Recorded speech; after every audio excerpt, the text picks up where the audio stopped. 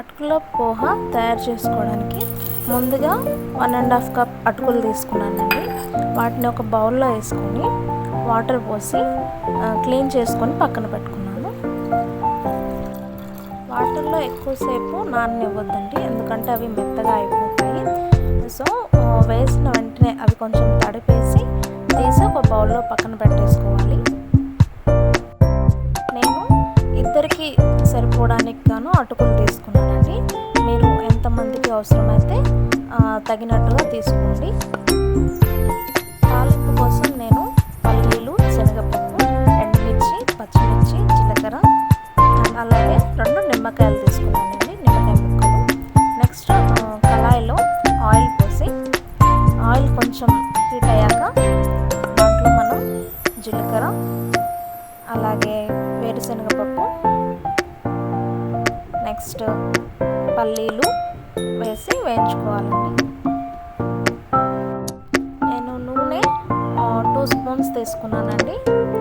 Next ఆ పల్లీలు వేయించుకొని త్వరగా వేగిన తర్వాత దాంట్లో మనం ముందుగా తీసుకున్నాం కదా 3 ఎండుమిర్చి, 1 పచ్చిమిర్చి, వాటిని మనం వేసి వేయించుకోవాల్సి ఉంటుంది. పల్లీలు ఎప్పుడైనా నూనెలోనే బాగా వేయించుకోవాలండి, లేదంటే మనకు ఆ టేస్ట్ అనేది రాదు.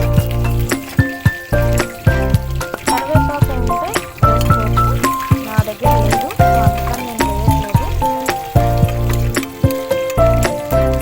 వీటిని బాగా వేయించిన తర్వాత దీంట్లో కొద్దిగా పసుపు వేసుకున్నానండి. ఆ పసుపు కూడా పచ్చివాసన పోయే వరకు వేయించుకోవాల్సి ఉంటుంది.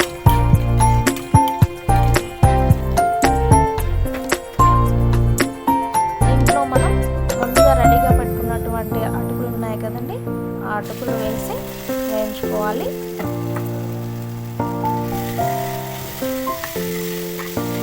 ఫ్లేమ్ని సిమ్లో పెట్టుకోవాలండి, లేదంటే మనకు మాడిపోతుంది అన్నమాట.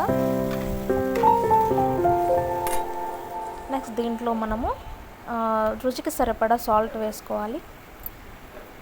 నేను 1.5 స్పూన్ వేసానండి. మీరు ఎంత క్వాంటిటీలో చేసుకుంటున్నారో దానికి రుచిపడా తీసుకోండి, మీరు రుచికి సరిపడా. నెక్స్ట్ నేను దాంట్లో ముందుగా తీసుకున్నాను కదండి 1 నిమ్మకాయ, దాన్ని దాంట్లో వేసుకుంటున్నాను, నిమ్మరసంని. దీన్ని బాగా మిక్స్ చేసుకోవాలి. అంతే, మనకు వేడివేడిగా టేస్టీగా అటుకుల పులిహోర రెడీ అయిపోయిందనమాట. సో మనం వేడివేడిగా సర్వ్ చేసుకోవడమే. Thank you. లాస్ట్లో మనము కొంచెం కొత్తిమీర గార్నిష్ చేసేసుకుంటే సరిపోతుందన్నమాట. Thank you for watching.